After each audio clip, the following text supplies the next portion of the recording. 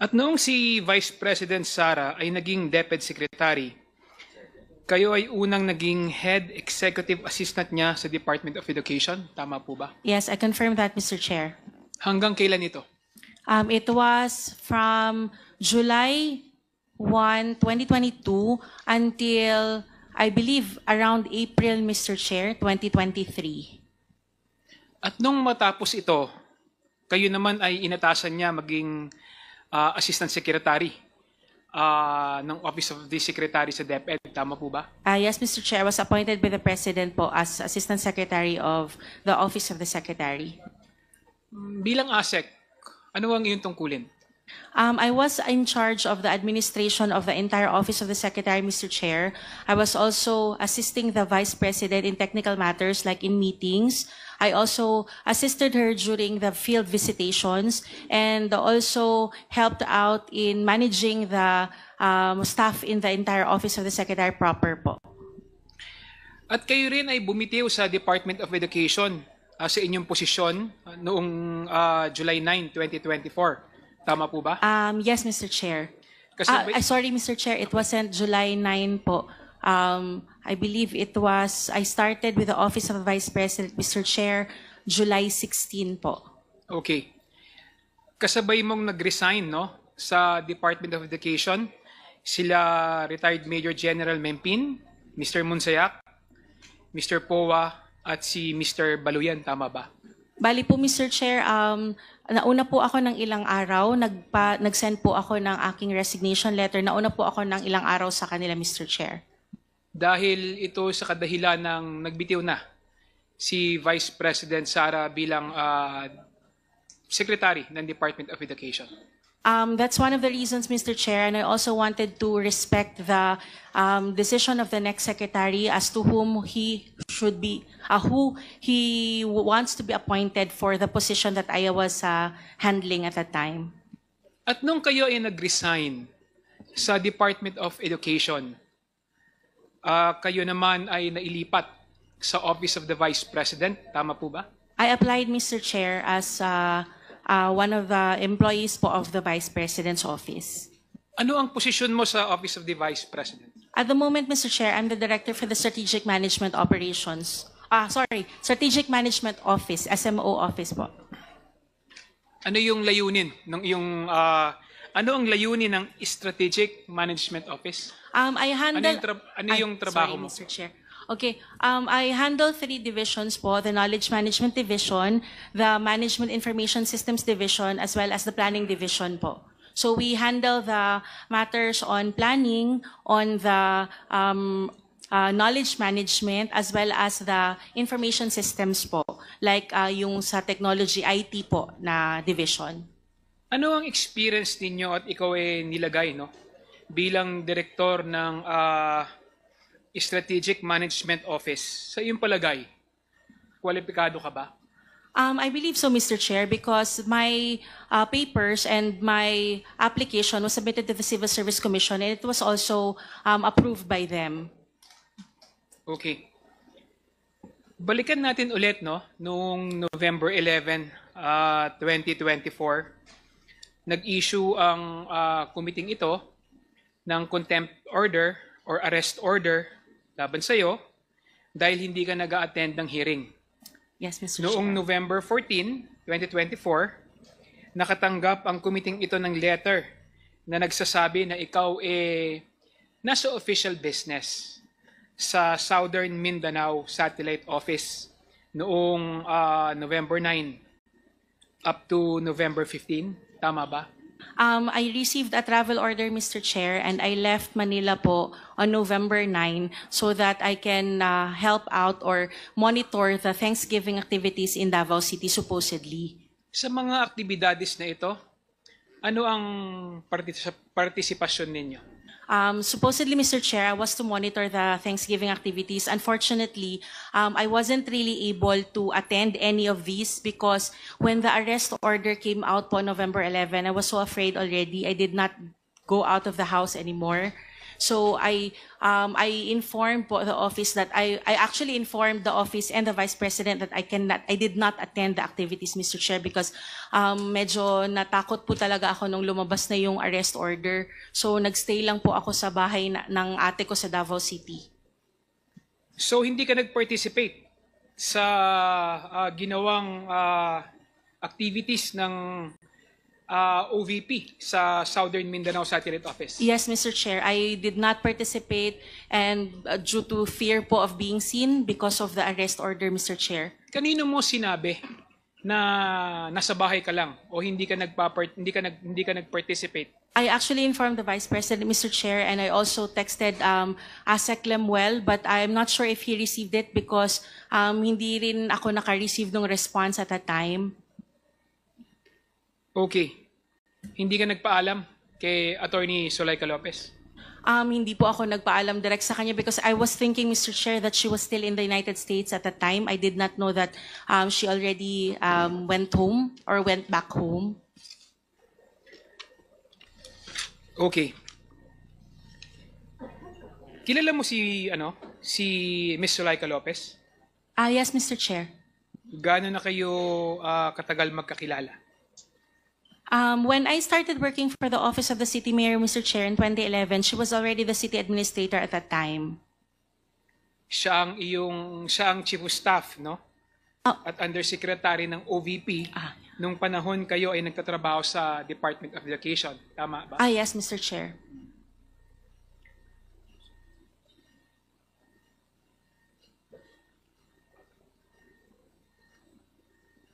So, balik po tayo unti, no? Nung panahong nasa Department of Education po kayo, habang kayo po ay HEA o Assistant Secretary ni Vice President sa DepEd, madalas ka rin bang pumunta sa Office of the Vice President? Actually, Mr. Chair, hindi po. Kasi hindi ko po maiwan yung Office of the Secretary.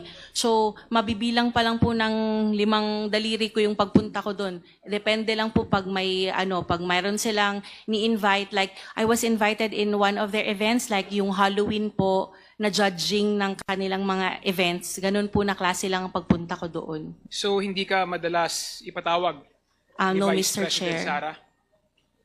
Okay. Asawa mo si Ginoong Edward Fajarda. Yes, Mr. Chair. Tama po ba?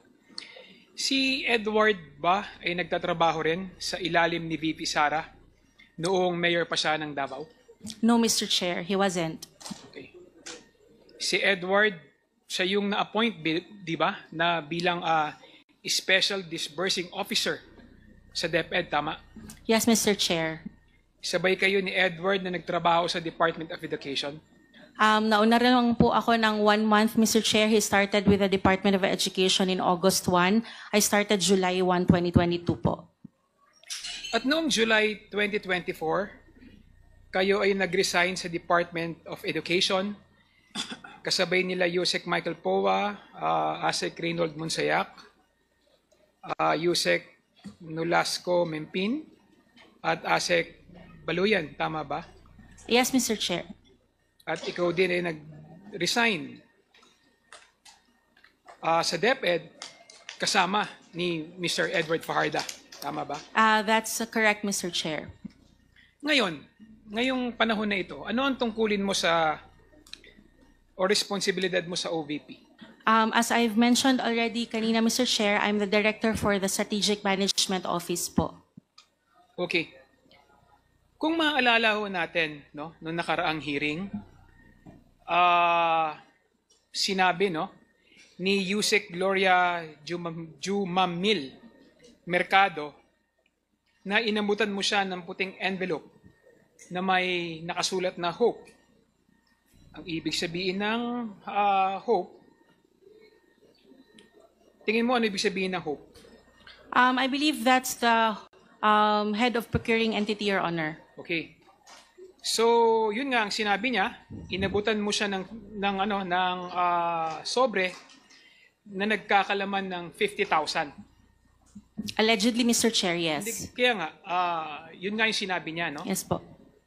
At sinabi rin ni Ms. Catalan, ang Chief Accountant ng DepEd, sinabi rin niya noon na inabutan mo rin siya ng pera na galing sa confidential fund. Miss Shine, matagal na kayong nagtatrabaho kay VP Sara. Masasabi mo ba na loyal ka sa kanya? I am loyal, Mr. Chair, to anybody whom I'm working for because that's part of my job po as an employee. Siyempre, no? Siguro naman, dahil sa sobrang tagal nyo na magkakilala ni Vice President Sara Duterte,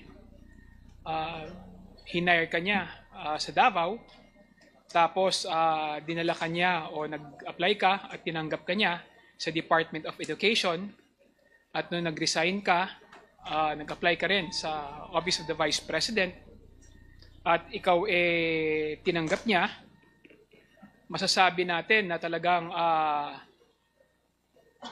loyal ka, no? Kay Vice President Sara. Yes, Mr. Chair. At dahil sa matagal na kayong nagtatrabaho kay VP Sara, no? Naging heya ka niya sa Department of Education. Ano ang kadalasang trabaho na pinapagawa niya sa iyo? As Head Executive Assistant, Mr. Chair, it's actually similar to my role as ASEC. Mas nadagdagan lang po yung ASEC. It's still administration po, general administration of the Office of the Secretary proper, supervision of the people inside the Office of the Secretary proper, assisting her during the field visitations, helping her with meetings and technical na requirements. And there was also a time when I was helping her or drafting department orders on behalf of the Office of the Secretary. Talagang napakadami mong ginagawa sa kanya, at talagang masasabi natin dahil sa sobrang dami ng iyong obligasyon sa iyong trabaho sa kanya, talagang masasabi natin na pinagkakatiwalaan ka niya. Tama ba? I believe so, Mr. Chair. Nung naging heya at Assistant Secretary ka ng DepEd, kilala nyo si Yusek Gloria Mercado, tama ba? Yes, Mr. Chair. Si Director Resty Osayas? Yes, Mr. Chair. Si Miss Runa Catalan? Yes, Mr. Chair. Okay. Now, balikan natin, no? Nung yung sinabi ni Yusek Gloria Mercado. Sinabi nila no nakaraang hearing, isiniwalat nila sa komiting ito na inabutan mo daw sila ng puting envelope na naglalaman, no, ng malaking pera. So dahil hindi ka nagpakita sa mga panahong ito, hindi ka nabigyan ng pagkakataon para sagutin, no, yung mga akusasyong ito. Totoo ba na inabutan mo sila ng sobre o nagsisinungaling silang tatlo? Respectfully, Mr. Chair, I would not want to answer that question. May I explain if I be allowed? In the previous hearings, Mr. Chair, there have been those allegations which insinuated that I committed these illegal acts. There were actually some crimes that were mentioned. And as such, if I'm going to answer those allegations, Mr. Chair, respectfully, I would want to answer them in a proper forum wherein I will be able to present my defenses based on the completeness of the said allegations, Mr. Chair. Hindi, tinatanong lang naman kita kung meron kang inabot o wala. It is answerable by yes or no. Kung wala, sabihin mo wala. Kung meron, sabihin mo meron. I will not answer, Mr. Chair, respectfully po. I already stated my reason for such. So you are invoking your right for self-incrimination? I will not answering, Mr. Chair, as I've already informed you of the reason for such. Okay. Go ahead. Sige, marami na. Interject ko. If you want. Mr. Chair? Please proceed. Mr. Chair, I hope you understand po, with the respectfully through the chairman, Attorney Fajarda, we have rules po kasi in the committee, and refusal to answer is a ground for contempt. We would much prefer if you would choose to invoke your right, please do so. Do not say that you are refusing to answer. If you are very welcome to invoke your right, but we need to hear it from you po. I stand by my answer in the previous answer that I've given to Honorable Kongkun, Mr. Chair. That you refuse to answer. Yes, Mr. Chair, because I will only answer in a proper forum where I will be able to present my defenses po. You refuse to answer, yet you do not invoke the right. It's in the same manner, Mr. Chair, that I am saying that I refuse to answer such questions po. Well, Mr. Chair, we leave it to the committee on how they would appreciate that answer. We just had to clarify whether this was an invocation of the right. Thank you, Ms. Fajardo. Mr. Chair, Thank you, Mr. Chair. Mr. Chair, may I interject? May I follow up, Mr. Chair? Yeah. Go ahead. Yeah, Mr. Chair. So again, I would like to reiterate the question of Congressman Rog Gutierrez. Your answer, would that in effect invoking your right against self-incrimination? Yes, Mr. Chair. Okay. Yeah. Because you've mentioned about the proper forum, so I would presume that the proper forum is the court. Okay. Thank you, Mr. Chair. So you are invoking your right against self-incrimination. Yes, Mr. Chair. Okay.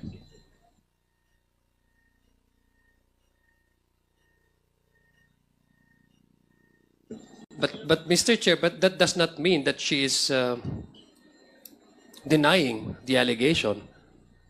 She's just merely invoking her right against self-incrimination. To me, Mr. Chair, that's my own interpretation. That's one way of saying that I admit, but this is not the proper code to discuss that. Thank you, Mr. Chair. That's a manifestation po. And that is my personal interpretation. I understand, Mr. Thank Chair. you, Mr. Chair. We will respect your right against self-incrimination. Next. Yes, please continue, Congressman Kong.